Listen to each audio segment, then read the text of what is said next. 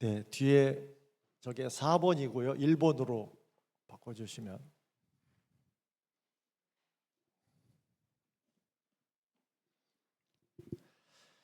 네, 안녕하십니까. 예, 연합회 있는 동안에 다른 합회의 여러 교회들을 방문할 수 있는 기회가 있었는데요. 보니까 좀 어색하더라고요, 제 스스로. 막 너무나 반갑고 다들 또 우리 재림교회 참 다 믿음의 가족인데도 익숙하지 않은 분들이어서 좀 때로는 어색하기도 하고 하는데, 여기는 보니까 우리 집 같이 마음이 좀 확실히. 근데 식구들 앞에서 설교하는 게 때로는 더 어렵기도 합니다. 익숙하면서도 참 부담이 있는, 특별히 우리 아산지구 장막회를 이렇게 빨리 하는 줄 몰랐습니다. 저는 우리 축장합회에 이렇게 빨리 움직이는 데가 있다고 하는 걸 이번에 이렇게 처음 알게 됐는데, 3월에도 하신 적이 있다고 그러시대요. 잘못하다가 1월 달로 혹시 가지 않을까 그런 생각이 들기도 하는데, 어쨌든 연초에 참 아직도 봄의 기운이 다 충분하지 않은 이른 봄에 참 말씀으로 모이는 특별한 집회를 계획하시고 또 이곳에 오신 정말 우리 모두에게 우리 주님의 은총이 함께 하시기를 간절히 바랍니다. 네. 저도 지금 고향은 예산이고 지금은 홍성에 있습니다만, 저도 아산에 좀 살았던 때가 있었습니다. 제가 여기 도고온천 국민학교, 도고 국민학교를 3년 동안 다닌 적이 있어서 맨날 도고에서 선장으로 이렇게 놀러 다니고 했던 기억이 좀 있는데, 어쨌든 아산 약간 끄트머리기는 해도 이렇게 아산 쪽에 있었는데, 오늘 제가 도고를 이렇게 지나오면서 한때 어릴 때 지냈던 기억이 좀 마음에 떠오르면서 오늘 온양까지 오게 됐습니다. 이번에 총 주제를 뭐라고 했습니까? 그 사람 쉬지 아니하리라. 오늘은 그 첫 번째 시간으로 거기 있는 그 사람 이야기를 좀 많이 하려고 합니다. 룻기 3장 18절 좀 이번에 앞에는 보시면 이거밖에 없습니다. 나머지는 다 우리 함께 성경으로 이렇게, 제가 전도회 같지 않고 이번에는 여기는 보시면 이것만 보이실 거예요. 이것만 보이실 거예요. 뭐를 보셔야 한다고요? 성경을 보셔야 됩니다. 성경을 제가 계속 여기저기 이번에 주로 룻기서를 보기 때문에 룻기서 내에서 움직이지만 함께 이렇게 좀 움직여 보시면 좀 좋겠습니다. 룻기서 총 주제를 말씀드리기 위해서 우선 룻기서 3장 18절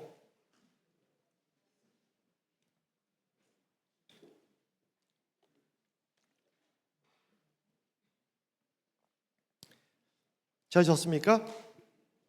이에 그 시어머니가 이르되 내 딸아, 이 사건 사실 엄청난 일도 아니었는데, 그러나 나오미가 볼 때는 엄청난 사건처럼 느껴지는 이 사건이 어떻게 될지 알기까지 어떻게 하라고요? 앉아 있으라고요. 지금 보니까 대답을 못 하시는 거 보니까 아직도 여길 보고 계시는 거예요. 이 일이 어떻게 될지 알기까지 어떻게 하라고요? 앉아 있어라. 그러면서 나오는 말입니다. 이번에 총 주제를 여기서 제가 표현했습니다. 그 사람, 오늘 이 일을 뭐 할 때까지? 성취하기 전에는, 이 일을 이룰 때까지 그 사람 뭐 하지 않는다? 쉬지 아니하리라. 그 사람 쉬지 아니하리라.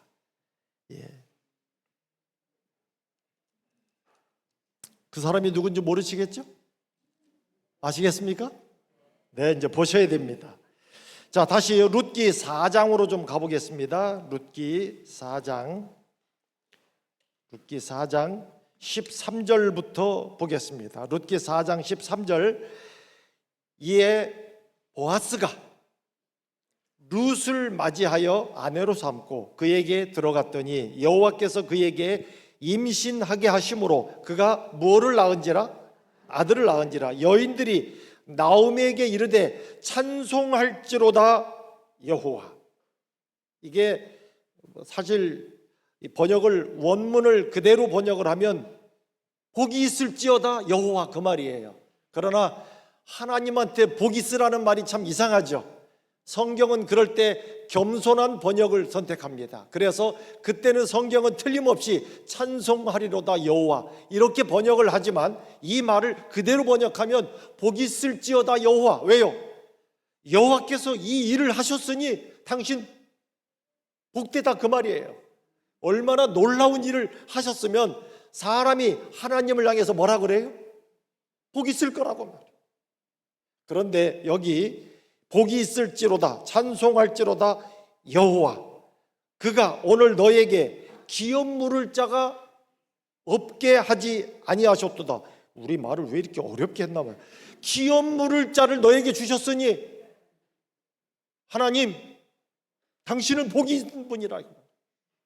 찬송할지로다 여호와, 너에게 기업 물을 자를 주셨도다, 그 말이에요. 이 아이의 이름이 이스라엘 중에 어떻게요? 유명하게 되기를 원하노라. 내 생명의 회복자, 내 노년의 봉양자, 너를 사랑하며 7 아들보다 귀한 내 며느리가 낳은 자. 나오미가 아기를 받아 품에 품고 그 양육자가 되니, 나오미가 그 이름을 지어줄 줄 알았는데 이 동네의 여자분들이 보통 분 아닙니다. 이웃 여인들이 와가지고 이름을 지어줬습니다. 나오미에게 뭐가 태어났다고요? 아들 태어났다고 말해요. 그래서 이름을 뭐라고요? 오벳. 이 오벳이 다윗의 아버지였던 누구요? 이새의 아버지입니다. 그리고 그 이새를 통해서 다윗이 태어납니다. 이게 다윗의 할아버지가 태어나는 이야기를 여기 보여주고 있습니다. 그래서 이 분위기를 다시 한번 이해하려고 18절부터 뭐 이건 굳이 없어도 되는 것 같지만 일부러 기록한 그런 느낌을 좀 받습니다.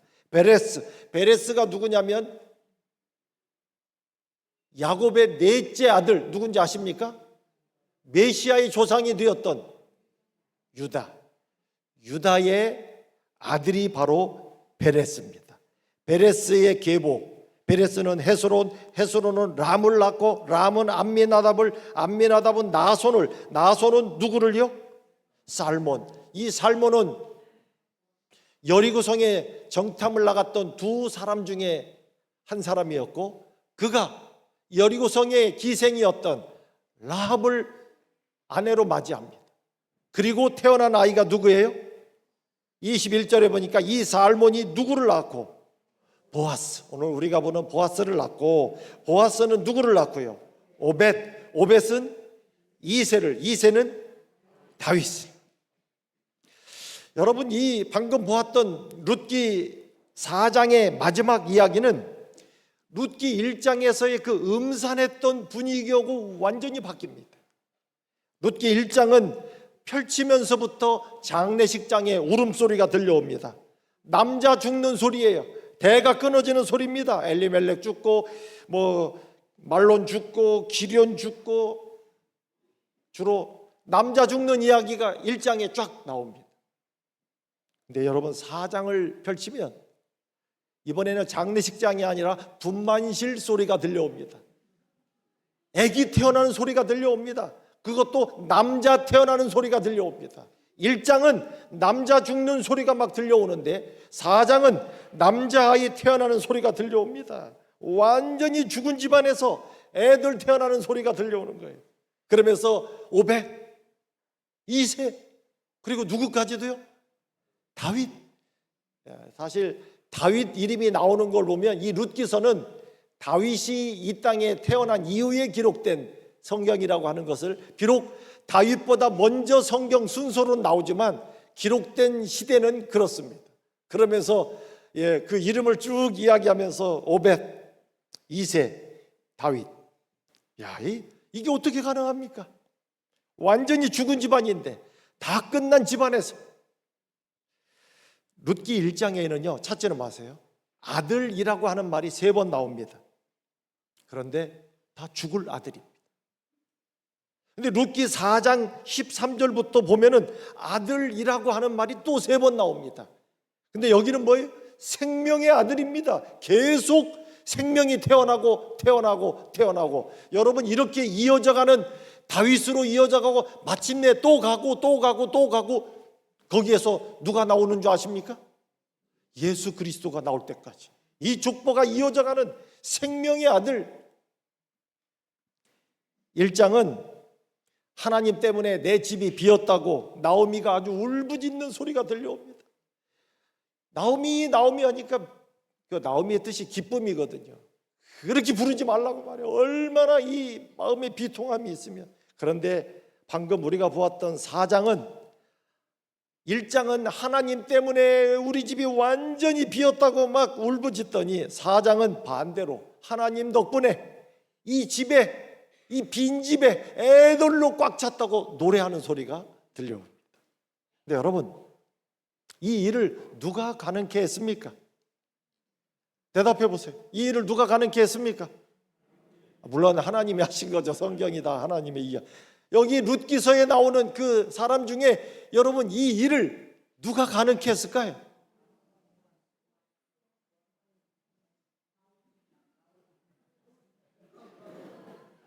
아직 결정을 못 하셨어요?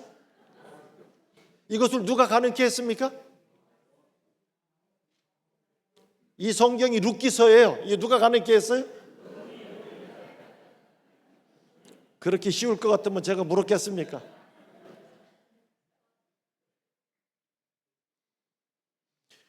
룻기서이고, 사실 뭐 시작 부분에 보서는 이게 누군지도 잘, 아직 누구 이야기인지도 모르는 것 같지만, 여러분 이 일을 가능케 한 것은 보았습니다. 이번 제가 4번에 걸쳐서 이야기하는 동안에 룻기서에서 제가 룻 이야기를 별로 하지 않습니다. 오직 그 사람 보아스 이야기를 좀 하려고 합니다. 여러분, 룻기의 주인공이 누굴까요? 여러분, 룻기의 주인공이 누구예요? 당연히 룻기니까 룻처럼 보이지만, 여러분 룻기서의 주인공은 보아스입니다. 근데 사실 우리가 룻기서를 보면서 보아스 이야기를 거의 듣지 못합니다. 그저 룻의 그 놀라운 모습에 감동받고 룻의 이야기를 많이 하지만, 사실 룻기서의 주인공은 보았습니다.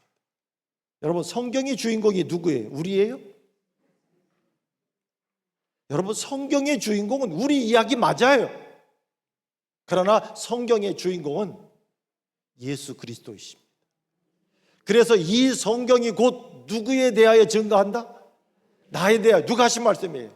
예수님이 하신 말씀이에요.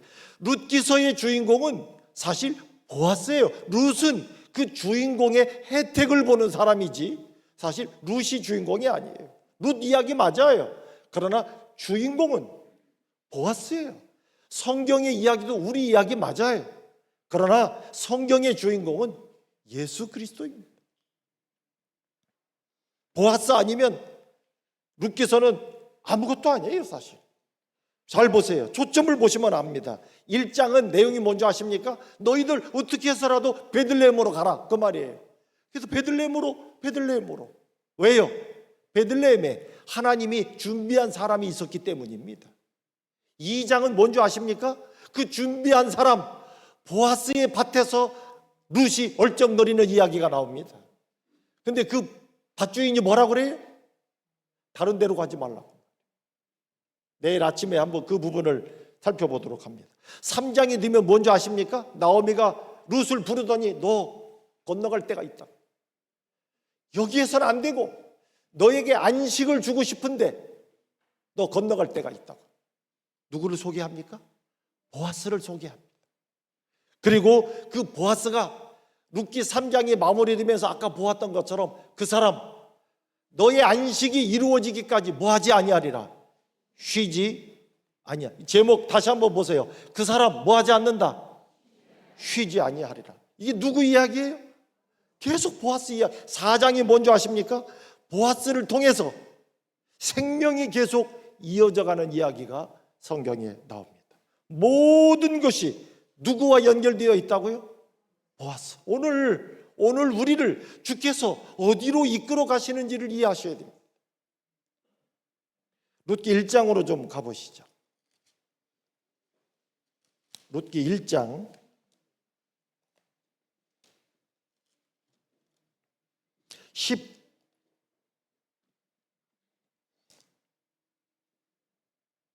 19절부터 한번 보실까요? 룻기 1장 19절. 이에 그 두 사람이 누구예요? 나오미와 룻, 이 두 사람이 어디까지 갔다고요? 베들레헴까지 갔더라. 그 다음에 어디 이를 때? 베들레헴에 이를 때. 여기 계속 뭐를 강조하는 거예요? 베들레헴. 온 성읍이 그들로 말미암아 떠들면서 말합니다. 나오미 아니야? 그랬어요. 그랬더니 나오미가 뭐라고요? 나오미라고 하지 말라고. 마음이 좋지 않은데, 이렇게 비통한데 나오미의 뜻이 기쁨이거든요. 이 기쁨이 듣기 싫은 거예요. 차라리 뭐라고 하라고요? 말아. 왜요? 전능자가 나를 괴롭게 했다. 사실 전능자는 우리를 괴롭게 하는 분이 아니에요. 성경에 인간이 전능자를 만나면 놀라운 일이 항상 일어납니다. 그런데 지금 나오미는 마음이 완전히 뒤집어 버렸어요. 오죽하면 전능자가 나를 괴롭혔다고. 여러분, 그 놀라운 하나님께서 뭐 할 일이 없어갖고 나오미를 괴롭히고, 이게 사실 그렇지 않아요. 그런데 지금 마음이 이렇게 뒤집혀 있어요. 전능자가 나를 괴롭게 했는데 왜 너희들 나를 나오미라고 부르느냐, 그 말이에요. 내가 풍족하게 나갔는데 하나님께서 나를 비워 돌아오게 했다. 뭐 계속 더 이상 나를 나오미라고 하지 말라고. 그러면서 22절 보세요. 이제는 나오미가 어디에서, 여러분 이 19절하고 22절은 분위기가 완전히 달라집니다. 19절은 뭐를 강조하느냐? 베들레헴으로, 그 다음에 베들레헴에 이를 때 계속 베들레헴을 강조하는데, 22절에는요 나오미가 어디에서? 모압 지방에서. 그 다음에 그의 며느리 모압 여인, 아직도 어디를 완전히 벗어나지 못한 모습이 보입니까? 모압. 이 잘못된 모압이 아직도, 그래서 이 방금 보았던 이 19절과 그 다음에 22절, 이게 1장의 마지막 절인데요, 나오미가 모압 지방에서 아직도 모압의 냄새가 좀 남아있는 거예요. 그 다음에 데리고 온 며느리도 어디요? 모압 여인, 이렇게. 그런데 보세요, 그들이 제일 마지막 표현이 뭡니까? 그들이 보리 추수 시작할 때 어디 왔다? 베들레헴 왔다. 이게 1장의 끝이에요. 1장의 마지막은 베들레헴 이러고 끝납니다. 얼마나 하나님께서 그들을 베들레헴으로 데려가려고 하셨는지를 이해하시면 돼요. 그래서 19절에 보면 베들레헴까지 갔더라. 베들레헴에 이를 때 일부러, 그래서 베들레헴. 22절에는 모압. 성경은 특별히 룻기서는 의도적으로 이것을 강조합니다. 베들레헴. 모압. 어디냐 이거예요. 어디를 선택할 것인가? 여러분, 어디를 선택하느냐는 중요합니까? 중요합니다. 룻기 1장은 그냥 보면 평범한 이야기 같은데 자세히 보시면 우리가 놓칠 수 없는 것들이 거기에 꽉 박여 있습니다. 그래서 베들레헴, 모압. 듣기만 해도 아직도 뭔가 이 선택에, 그러나 1장의 마지막 절은 뭐라고요? 어디에 이르렀다? 베들레헴.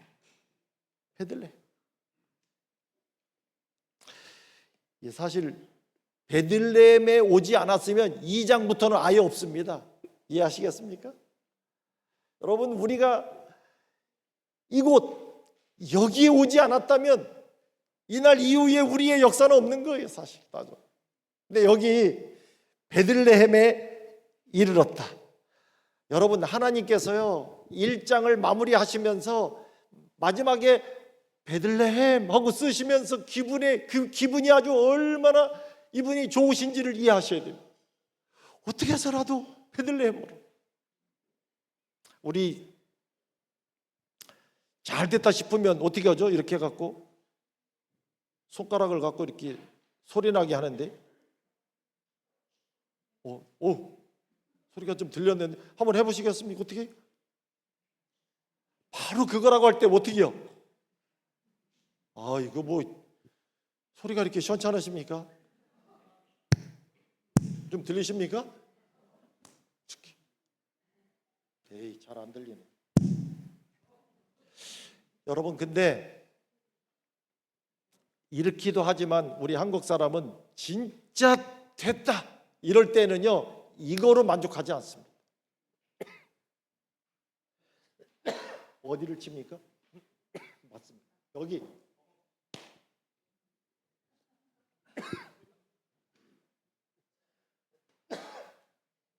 근데 이거 하고 달라요?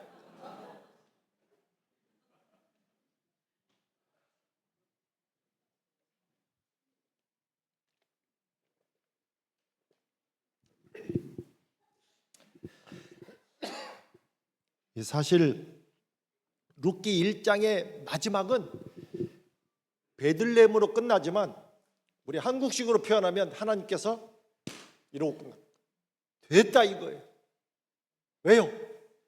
여기까지 왔으면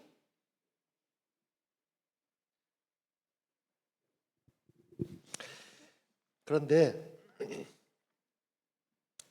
베들레헴, 모압 어디냐 이거예요. 베들레헴인가 모압인가? 왜요? 왜 이 이야기를 자꾸 하시는 줄 아십니까? 하나님께서 베들레헴에 거기에 하나님이 준비한 사람이 있었습니다. 그게 바로 누굽니까? 보아스예요. 보아스. 베들레헴의 유력한 자 보아스. 하나님께서 우리를 이곳으로 건너오게 하시는 이유가 이 베들레헴, 이 진리교회, 이 신앙의 땅에는 누가 계시다고요? 보아스. 사실 성경은 어찌 보면 건너가는 이야기입니다. 이렇게 건너가는 사람을 성경은 뭐라고 표현하느냐면 히브리 사람이라고 표현합니다. 이 성경을 하나 보실까요? 창세기. 룻기는 접지는 마시고요. 우리 잠깐 이 앞에 보셔도 소용없습니다. 성경으로 오늘 여러분들이 한동안 그냥 참 요즘은 찬미가도 성경도 다 앞에서 해주시다 보니까 참 멀어졌죠. 이제는 창세기가 구약인 거는 기억이 나시죠? 아마 그 이상을 잘 모르실 수 있는데 창세기 14장 여러분 13절에 여기 이런 말이 있습니다. 13절 도망한 자가 와서 이게 이제 롯을 구하러 가기 전에 그 잡혀갔던 사람 중에 누가 도망온 거예요. 아브라함에게 다시 와서 도망한 자가 와서 어디 사람? 히브리 사람 아브라함에게 알리니. 여기 아브라함을 히브리 사람이라고 하는 거 보니까 아브라함의 고향이 어디예요? 아브라함의 고향이 어디라고요? 히브리? 근데 아브라함의 고향이 히브리예요? 어디예요? 갈대아? 근데 여기 왜 아브라함을 히브리 사람이라고 그래? 여러분, 히브리라고 하는 말은 지역 이름이 아닙니다. 아브라함, 그래서 이 아브라함의 후손들을 지금도 히브리 사람 이렇게 표현하지만 히브리라고 하는 말은 지역 이름이 아니에요. 원래 이 히브리라고 하는 말을 쓰지만은 이 근동 언어의 이브루, 저 저쪽을 가리키는 그 이브루라고 하는 말에서 파생된 언어가 히브리라고 하는 말이에요. 근데 사람들이 왜 그렇게 불렀느냐? 가나안 사람들이 볼 때 아브라함은 여기 사람이 아니에요. 어디 사람이에요? 저쪽 사람이에요. 근데 어디 와 있어요? 여기 와 있어요. 근데 이 사람이 여기에 왜 왔는지를 이해하기 쉽지 않았어요. 사실 아브라함도 제대로 알고 온 것도 아니에요. 누가 이쪽으로 건너가라고 하신 거예요? 하나님께서 그걸 따라왔는데, 여러분, 그 하나님의 뜻에 따라 여기로 건너온 것이 바로 하나님 백성의 특별한 시작이고 역사가 여기서 이루어집니다. 그래서 이 가나안 사람들은 여기 사람 아닌데 저 너머, 저쪽 유브라데 저쪽 너머에 있던 사람이 여기로 왔기 때문에 아브라함을 뭐라고 불렀어요? 히브리 사람. 저쪽인데 여기 와 있다 그 말이에요. 우리 한국도 결혼해서 여자분들 시집 가면 뭐 나중에 아기 생기면 조금 덜한데, 그러기 한동안 그래도 계속해서 서산서 일로 시집 오면 뭐라 그래요? 서산댁이라고 불렀어요. 안동서 일로 시집 오면 안동댁이라고, 광주에서 일로 시집 오면 광주댁 이렇게 불렀어. 근데 아산에서 태어나가지고 아산서 결혼해서 아산서 살고 있으면 뭐라고 불렀어요? 왜 아무 말이 안 나? 여러분, 아산서 태어나 아산서 결혼해서 아산서 살고 있으면 진짜 뭐예요? 아산댁이죠. 근데 우리 그렇게 부르지 않아요. 이상하게 그런 이름을 사용하지 않아요. 우리는 때로는 저쪽 사람이 여기 와 있을 때 그가 어디서 온 것을 기억하면서 때로는 서산댁, 때로는 예산댁, 때로는 뭐 천안댁 뭐 이렇게 부르면서, 그런데 그 건너온 모습에 대한 것을 그렇게 이름을 통해서 기억하듯이, 여러분 여기 특별히 아브라함이 고향을 떠나 유브라데를 건너 이 낯선 땅에 건너왔을 때 사람들은 그를 향해서 뭐라고요? 히브리 사람. 그가 저쪽에서 여기로 뭐 했다 그 말이에요? 건너왔다 그 말이에요. 근데 여기 보좌 선지자 상권 120페이지 가운데 보면 아브라함에게 있어서 가장 행복한 곳은 하나님이 있기를 원하는 바로 그곳이었다 그랬어요. 그래서 온 거예요. 그리고 거기서 하나님이 원하시는 뜻이 이루어질 수 있도록, 그래서 이 부조와 선지자 상권 122페이지 가운데 보면 이 아브라함이 이 낯선 곳에 오면서 어떤 마음으로 오느냐, 그는 고향을 떠나면서 다시는 돌아오지 않으려고 그렇게 기록하고 있습니다. 근데 여러분, 건너는 게 왜 중요한지 아십니까? 건넌다고 하는 것은 오늘 여기 모압에서 베들레헴으로 건너가는 이야기를 베들레헴 그러면서 그 베들레헴에 하나님이 준비한 사람이 있기 때문에 하나님은 어떻게 살아도 그를 건너가게 하시는데, 건너가는 것이 왜 중요하냐? 건너간다고 하는 것은 소속을 바꾼다고 하는 것입니다. 뭘 바꾼다고요? 다시요. 뭘 바꾼다고요? 제가 어려운 말을 쓰지 않았습니다. 건너가는 것은 뭐를 바꾼다고요? 소속을 바꾸는 거예요. 소속이 바뀌면, 내 소속이 바뀌면 바뀐 그곳에서 될 일들이 이루어집니다. 하나님께서 우리를 어디론가 건너가게 하시는데, 건너가는 이유는 그곳을 건너간다고 하는 것은 뭐가 바뀌었다고요? 소속이 바뀐 것이고, 소속이 바뀐 사람을 향해서 하나님이 원하는 것을 그를 위하여 마음껏 행할 수 있는, 여러분 신앙이라고 하는 것은 그래서 끝없이 주님의 땅으로 건너가는 것을 이야기합니다.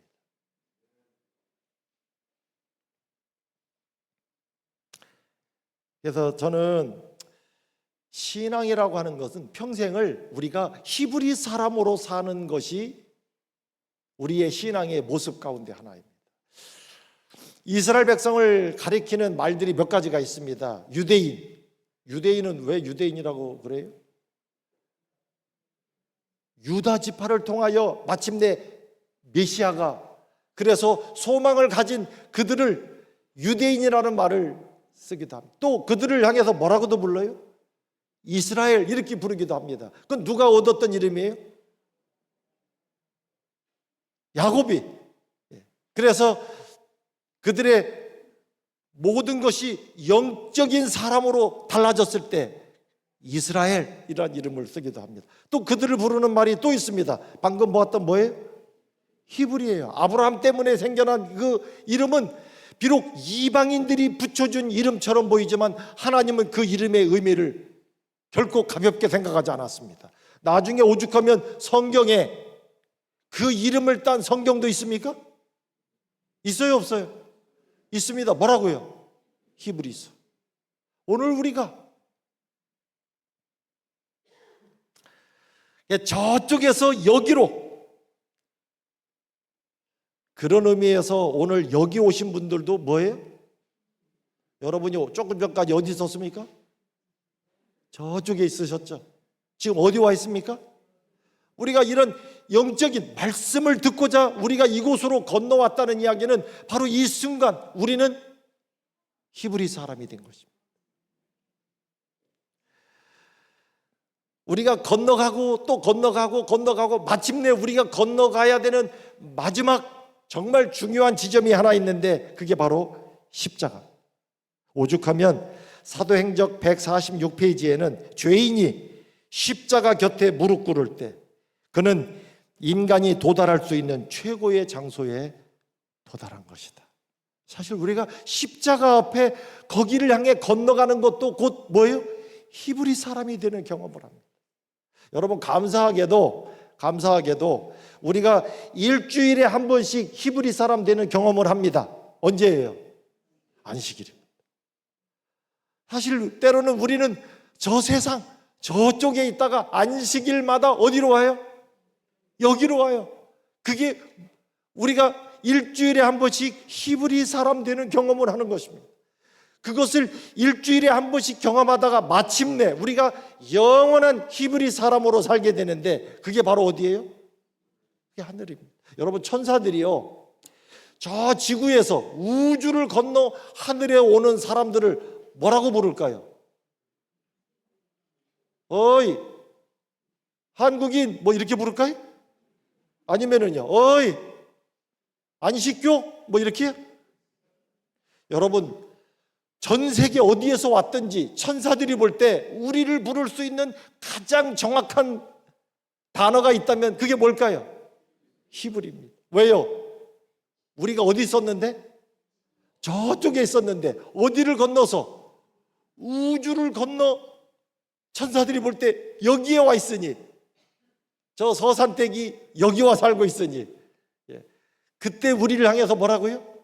히브리. 여러분 저는 그래서 신앙은 우리의 평생이 히브리 사람으로 살아가는 경험을, 옆에 사람 보시고 한번 불러보시겠습니까?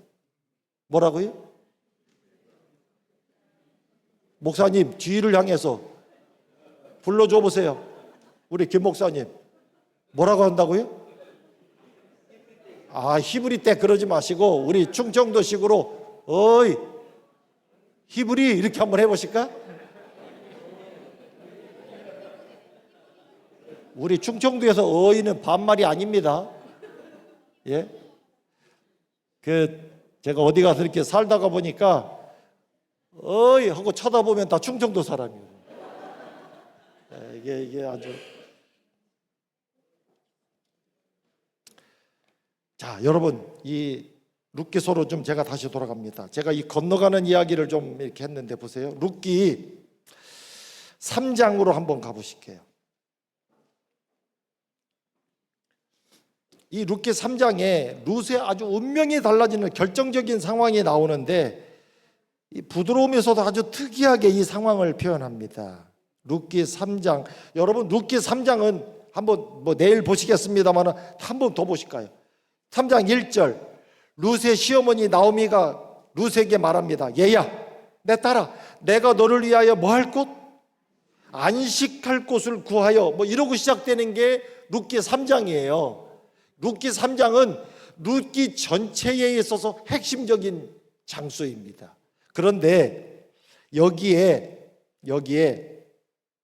룻기 3장에 너 누구냐? 너 누구냐 하는 말이 딱 2번 나옵니다. 하나는 어디냐면 9절입니다. 보세요.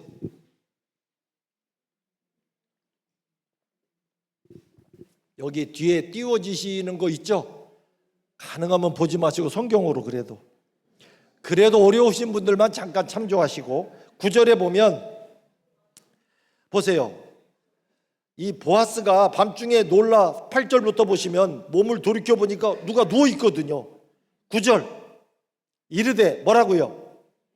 내가 누구냐? 예, 이 말이 여기 한번 나옵니다. 이게 히브리 말에 미아트라고 하는 말이에요. 미아트라고 하는 이 말은 번역하면 우리말 잘 번역됐습니다. 너 누구냐 그거예요. 너 누구냐? 근데 이 말이 어디에 한번 또 나오느냐? 16절입니다. 룻이 시어머니에게 가니 그가 이르되 내 딸아 너 누구냐 하니 룻이 그 사람이 자기에게 행한 것을 다 알리고. 맞아요? 제가 잘 읽었어요? 다시 한번 16절 룻이 시어머니에게 가니 그가 말합니다. 내 딸아 너 누구냐? 아니 16절이요. 아니 16절 룻이 시어머니에게 가니 그가 이르되 내 딸아 너 누구냐? 그렇게 안 나와요? 아니 뭐요? 제가 어디 갔다 온 사이에 성경이 충청도 성경이 다 바뀌었습니까?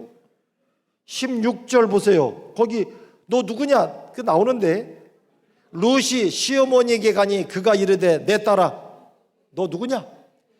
9절과 16절은 똑같은 미아트라고 하는 말을 똑같이 썼습니다. 뜻이 뭐냐면 너 누구냐 그 말이에요. 근데 우리말에 어떻게 되어 있습니까? 어떻게 됐느냐? 근데 여러분 시어머니가 며느리가 들어오는데 너 누구냐? 어떻게 느껴지십니까? 예? 며느리가 들어오니까 너 누구요? 어떻게 보이세요? 우리 김준태 목사님 지금 평안히 계실 때가 아닙니다. 대답이 이렇게 안 나오면 지금 고민스러운 시간. 목사님 시어머니가 며느리가 들어오는데 너 누구냐? 치매?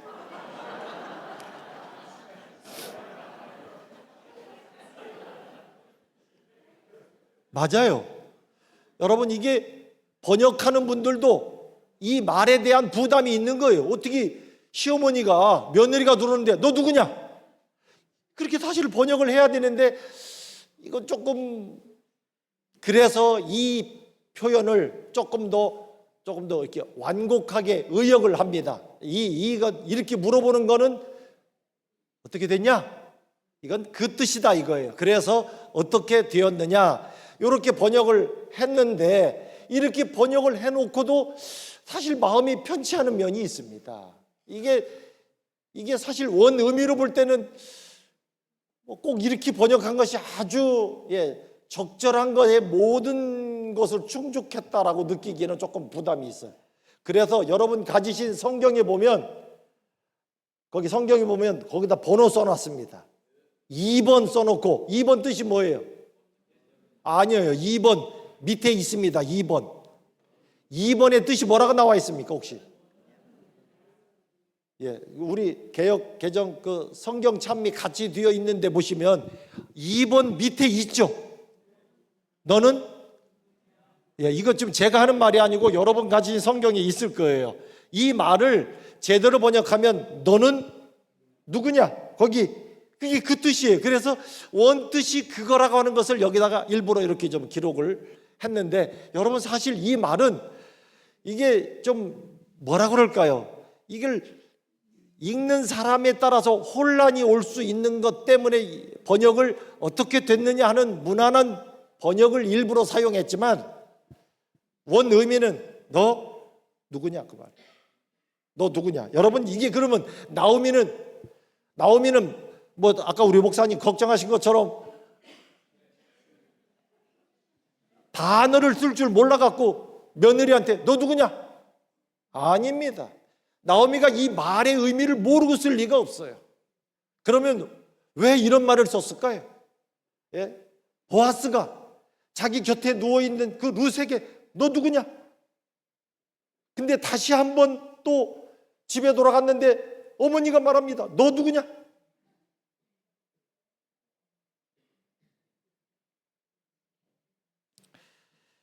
나오미가 결코 이상해서 하는 말이 아닙니다. 여러분, 이 미아트, 너 누구냐 하는 말은 소속을 확인하는 소리입니다.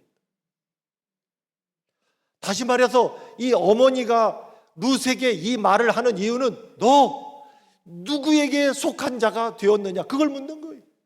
너 누구에게 속한 자가 되었느냐. 물론 다른 말로는 어떻게 됐느냐 그 말이죠.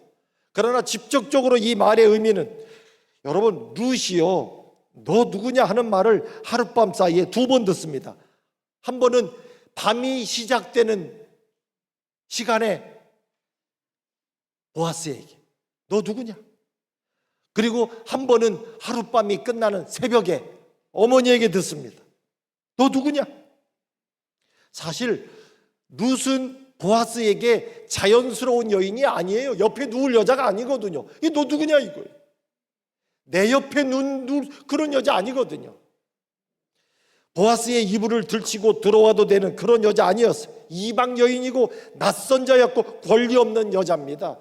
그 보아스가 말하는 거예요. 너 누구냐고. 그런데 새벽에 어머니한테 이 말을 또 들어요. 너 누구냐고. 뻔히 아는 사람이 알아도 너무 잘 아는. 근데 지금 나오미가 룻을 마치 낯선 사람으로 취급하고 있습니다. 마치 그래야 되는 것처럼, 더 이상 내 영역에 있어서는 안 될 사람이 되어야 하는 것처럼. 너 누구냐? 방금 우리가 보았던 룻기 3장은요 나오미가 룻에게 안식할 곳을 구하여 너를 뭐하게 하고 싶다? 복되게 하고 싶다라고 이야기합니다. 그렇다면 너 누구냐 하는 말은 나오미가 지금 룻을 축복하면서 하는 말입니다. 제대로 건너갔어? 그 말이에요. 너 그쪽 사람 된 거요? 잘 건너갔어? 왜요? 넌 어차피 거기로 가야 하니까.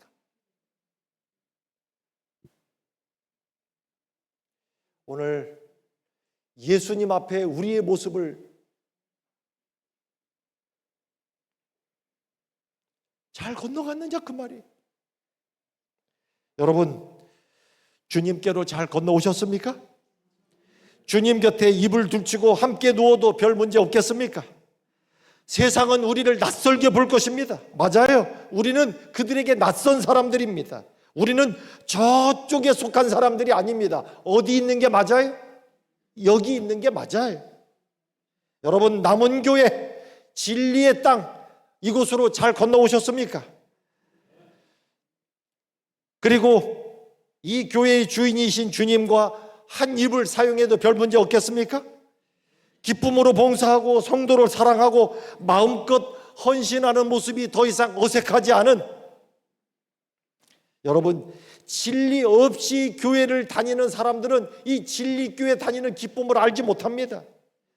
주님 사랑하는 축복을 모르는 사람들은 우리의 모습을 낯설게 볼 거예요. 그들에게 우리는 낯선 사람들입니다. 우리는 저쪽에 속한 사람들이 아닙니다. 우리는 진리를 가진 백성입니다. 여기 있는 게 맞아요? 맞아요. 그들은 말합니다. 너 누구냐? 너 누구냐? 그리고 이 건너간 자를 위하여 소속을 바꾼 자, 주님의 사람으로 살아가고 있는 사람을 향하여 누가 책임져 줄 것인지를 보여주는 것이 룻기서에 나오는 기업물을 바로 보아스의 모습입니다. 보아스는 우리가 아는 것처럼 기업물을 자라고 하는 표현으로 여기 등장하기도 합니다. 여러분, 기업물을 자는 친족의 땅이 가나안으로 다른 사람에게 팔렸을 때 가까운 그 근족이 그것을 다시 사가지고 원래 주인한테 이렇게 돌려주는, 요 말을 우리말로 하면은요, 내가 내 돈 주고 내 것으로 사가지고 내 거 만든 다음에 남은 아니지만 어쨌든 저 사람 주는 거예요. 근데 여러분, 기업 물을 자는 이거 제대로 하면 뭐가 있어요? 분명히 손해가 있습니다. 이 룻기 4장에 보면은요, 이 보아스보다 더 우선권을 가지고 있었던 기업 물을 자 역할을 할 수 있는 사람이 그 동네에 있었어요, 없었어요? 있었습니다. 그래서 이 보아스가 내가 아무리 이 기업 물을 자로서 어떤 역할을 룻에게 안식할 곳을 주고 모든 것을 회복시켜 주고 싶어도 이게 나보다 권리가 앞에 있는 자가 있었어요. 그래서 그 사람을 찾아가지고 이야기합니다. 너 이러한데 너 기업 물을 자, 너 이걸 좀 하겠느냐고 말이에요. 그랬더니 그 사람이 뭐라 그래요? 목사님, 지금 평안하실 시간이 아니라고 제가 말씀드려요. 대답이 이렇게 없으면, 그 사람이 너 이거 할 거냐 그랬더니 처음에 뭐라 그래요? 하겠다고 합니다. 근데 우리는 하겠다고 하는데도 그 사람이 한다고 하는 말이 반갑지가 않아. 이거 누가 해야 되는데? 보아스가 해야 되는데, 우리는 그 사람이 이름도 없고 아무 뭐도 없던 사람이 이게 뭐 한다고 그러는데, 성경의 이야기를 보면요, 그 말을 듣고 보아스가 오케이, 그래, 네가 한다고 오케이 잘했다. 너 근데 그거 아니야? 하면서 너 이거 하면 이것도 손해보고 저것도 손해보고 이것도 날리고 저것도 날리고, 겁을 잔뜩 주니까 그 사람이 뭐예요? 이게 듣고 보니까 이게 할 일이야, 아니야? 여러분, 사단도 우리를 좋아합니까? 예수님이 우리를 좋아하시는 거 아시죠? 사단도 우리를 좋아합니까? 안 합니까? 사단도 우리를 좋아합니다. 우리를 구원시키기 위해서요. 사단도 우리를 좋아하니까 우리한테 가까이 오는 거예요. 왜요? 나하고 같이 망하자고. 사단이 우리를 싫어하는 게 아니에요. 안 오면 싫어하지. 장장로님, 사단이 좋아한다니까요. 그래서 가까이 오는 거예요. 여러분, 그런데 어떻게 보면 우리에 대한 권리가 예수님보다 지금은 누구에게 우선권이 있어 보입니까? 사탄에게 있는 거예요. 우리가 이 세상에 속한, 세상 이 마귀가 다스리는 이곳에 어쩌면 근데 여러분, 우리를 위하여 기업 물을 쳐, 우리에게 구원에 대한 모든 것을 하기 위해서는요, 그게 반드시 엄청난 손해가. 그래서 여러분, 보아스가 너 이거 날리고 저거 날리고 이거 손해보고 저거 손해보고 했더니 이 사람이 듣고 보니까 이게 할 거야, 아니야? 이거 하면 안 되겠어, 나 못한다. 신발을 벗어 던집니다. 근데 참 재미난 거는요, 보아스예요. 이 사람 이렇게 협박해서 보내면 그 손해보는 거 누가 해야 돼? 자기가 해야 되는데, 보세요, 이게 보아스가 하는 말이 거짓말이 아닙니다. 이거 날리고 저거 날리고 이거 손해보고 저거 손해보고. 근데 여러분, 이거 저 사람 안 하고 가버리면 자기가 해야 돼. 근데 여러분, 룻기서에 보면 그걸 누가 하려고 그래요? 보아스가. 저는 참 우리 예수님의 모습을 이 보아스의 모습에서 발견합니다.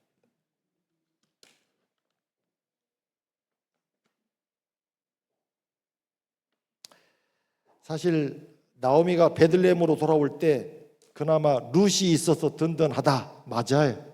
근데 그건 나중 일이고, 룻은 어떤 면에서 나오미의 비참함을 더 드러내는 존재.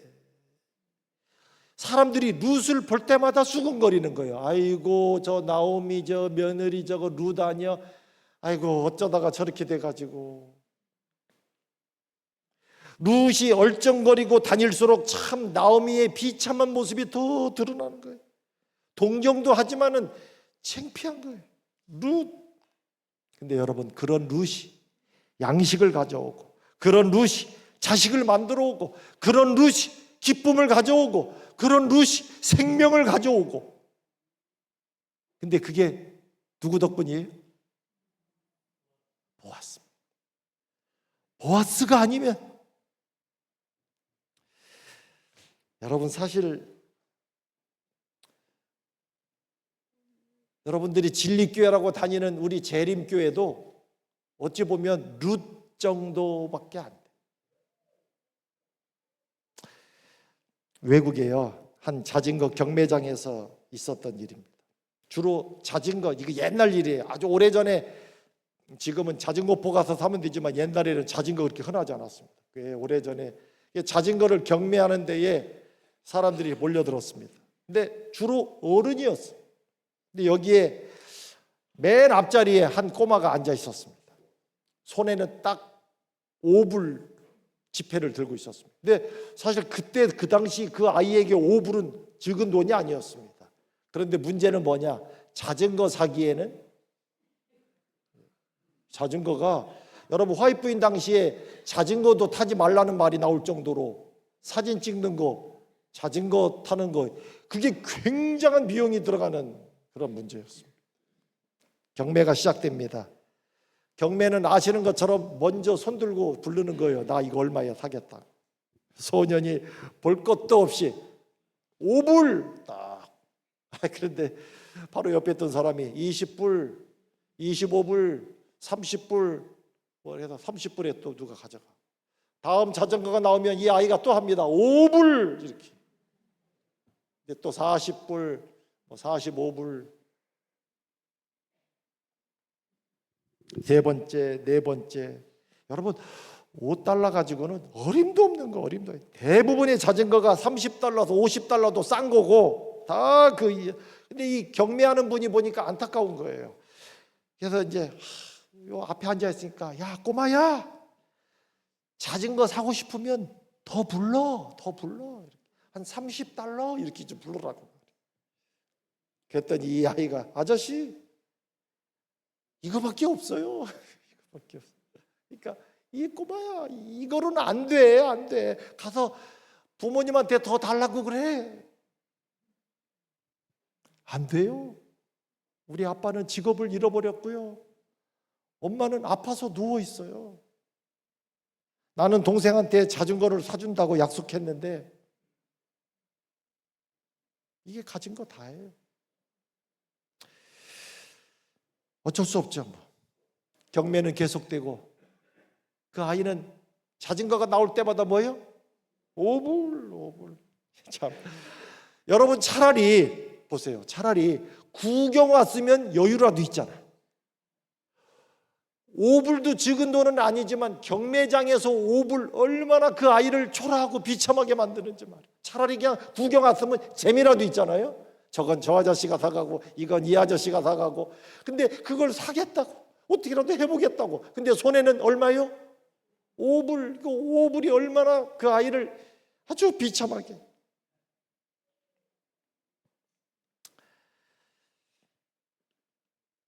그날 마지막 자전거가 나왔습니다. 상품 중에 가장 좋은 거예요. 사람들이 그 자전거 나온다는 것을 알고 왔어요. 그 좋은 자전거. 자, 마지막 자전거입니다. 사실 분 말씀하십시오. 그랬더니 그 소년이 뭐예요? 5불.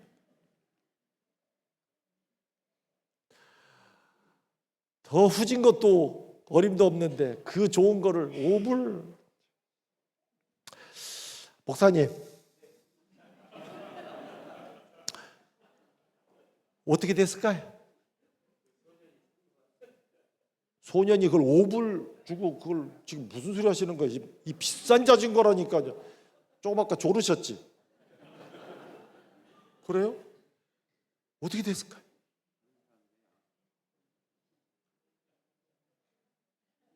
여러분 그 자전거 어떻게 됐을까요? 그 아이가 샀을까요? 에이, 제가 말하는 거 보니까 뭔가 좋을 결론이 있을 것 같아서 괜히 5불 주고 그걸 사겠습니까?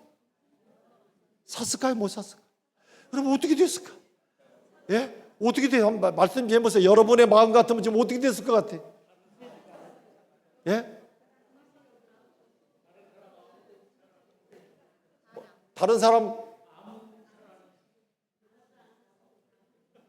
혹시 어떤 사람이 사가지고 그 아이한테 뭐 그런 건 없습니까, 목사님?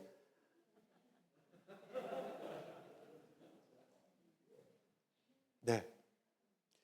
여러분이 생각하시는 것처럼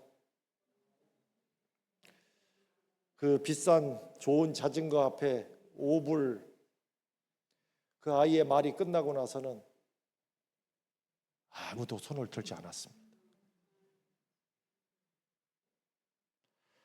마치 뭐가 끝난 것처럼, 경매가 끝난 것처럼, 사람들은 팔짱을 끼고 이미 다 끝난 것처럼.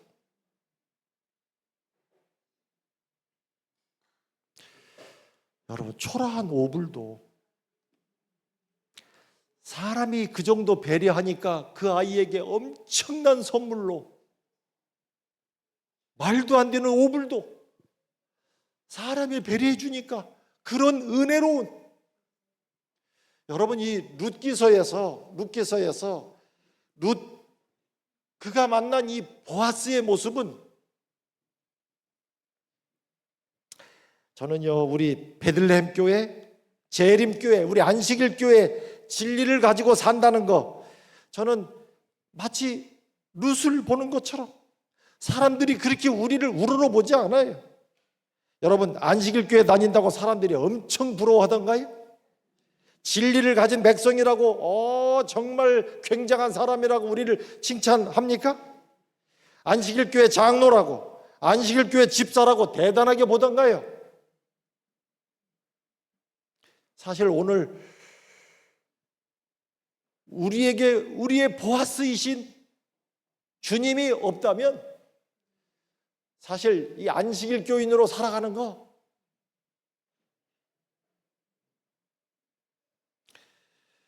사람들이 우리 다른 데 교회 다니다가 안식일 교회 나간다면 뭐라 그래?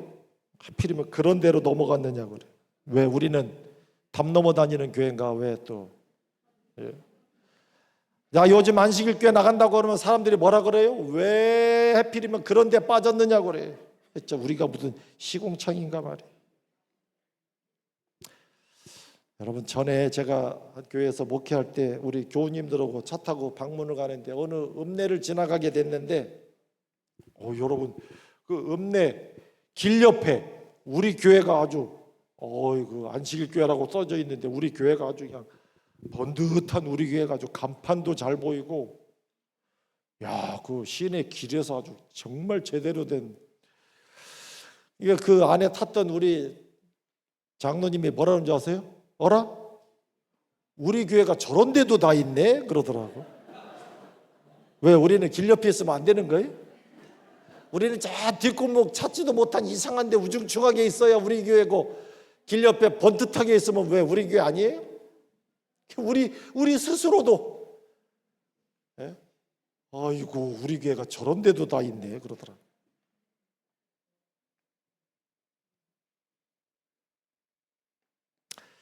제가 오늘은 좀 건너오는 이야기를 좀 했어요. 베들레헴, 우리를 이 진리의 땅, 어쩌면 이 재림교회, 근데 여기에 희망은 이곳에 누가 계시다고 하는 거예요? 보아스. 이 문제가 우리를 어떻게 풀어가는지, 아까 우리 처음에 보았듯이 나오미조차도 너 건너가야 되는데 건너 보내면서도 어떻게 될지 알지 못하는데 설명을 다 듣고 보더니 너 이제 어떻게 하라고요? 앉아 있으라. 룻 보고 그러면서 하는 말입니다. 그 사람 뭐하지 아니하리라? 그 사람 쉬지 아니하리라. 네, 그분이 우리를 어떻게 하실는지 이제 내일 아침부터 우리가 좀 살펴보도록 하겠습니다.